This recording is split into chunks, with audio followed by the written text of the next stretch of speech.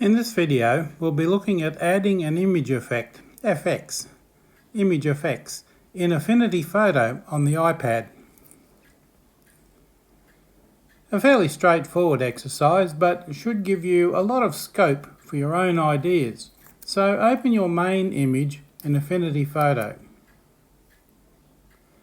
Find your second image and select it, which means you back out of the first one to your main panel, then find your second image, and in this case I'm using that one you can see there, and make a copy of it. Select all and copy. Now we need to go back to the original image and paste the copy over it. You can also place the image you want onto the new layer if you know where to find it. So you can either place or you can open and copy. In either case, it creates the background above the main image. Now adjust the new image size so you have just the area you want, and you can see the handles. You can pull those into the same size, hopefully without distorting the image too much, to make it the same size. Now the image I've got here is much reduced in size, so we can see it all on the screen. Select the image and reduce the opacity to about 50%, so the image is visible beneath the top image. So your original image, you can now see it through the image you're going to paste over the top. Now select the Mesh Warp tool in the Filters Studio, and you can see the little funnel shape there is highlighted in the right hand menu bar, and select Mesh Warp. Drag the handles in and adjust them so the image is reformed over the primary image. Now you may have to go to the Move handle and enlarge the original image so you can see what you're working with. It was a bit small previously, so you can see I've enlarged it. Now I've used the drag handles, and you can see them there, the little white dots. They're all neatly aligned, so I've pulled in the primary image with those, with the Mesh Warp tool. And you can see the context toolbar down the bottom there.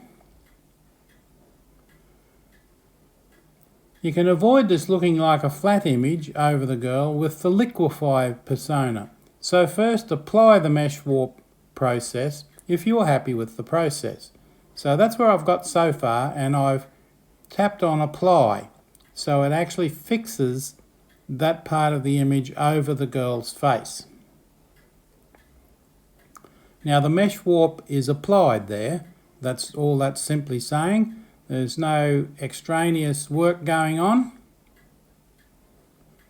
Doesn't look like much yet, but it will. Now with the liquefy persona selected, you can further refine the positioning of the overlay so it appears to follow the contours of the object. You can do this by moving the grid mesh slightly where you wish it.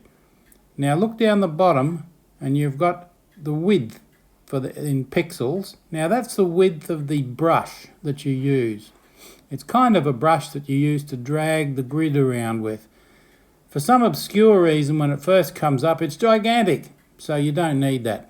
Reduce the size of the brush, reduce that width, and there I've got 494.7, which is still a bit big, really. But you don't need to bring in from the edges. You'll see it happening when you try it. You just brush the design where you want it to be, and you can see I've got some of the building following the contours of the lower part of the girl's face mask. The tall spire, the minaret, goes right up her nose, well, across the top of her nose and across her forehead. And the other buildings I've got so that they scroll around her face. Now you can see that the mesh is slightly warped around there. And adjust that carefully to where you want it. You can enlarge the whole image or not. You can come back to it. Now again, you've got the context toolbar down the bottom to take note of. When you're happy with the finish, tap on apply. Take your time and work carefully. It's quite difficult to get this right. Now we come to the next stage, and you might think, well, what's the good of that? We've got a huge piece of image all outside the face and over the headscarf. So when you're finished with the liquefier, apply a mask by tapping on the plus sign and selecting mask. And with a black brush, make sure it's black, select the brush tool, make sure it's black, remove all the remaining areas around the applied layer. Now I've left a piece there and you can see the arrow pointing to it, but all around the lady's headscarf you can see I've removed the rest of the image. Now do that carefully and remove it, and you can see that it actually cleans the image up nicely. Now the image over the girl's face is still quite strong, but I might fix that. The finished image with all excess image removed, but it's not yet lightened, and it does look a bit odd, somebody with that kind of image, but you can see that the image is in general following the contours of the girl's face and is retained within the boundaries of her head covering. Now the finished image version 2, this shows that you can continue to modify the image, and what I've done is reduce the opacity slightly to 50%, which does look a little better. Now there's the finished image version 3. This image has the overlay opacity further reduced to 20%, and the minaret appears to be reflecting on the girl's face rather than tattooed on there, you might say. A bit like she's standing in front of a movie projector perhaps.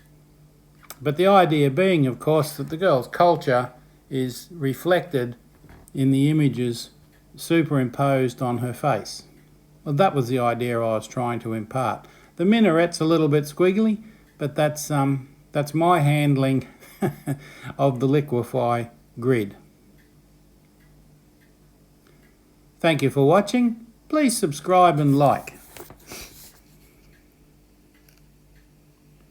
There's my full address that you can copy down and keep for future reference if you like. Go to the channel and have a look at the other videos there.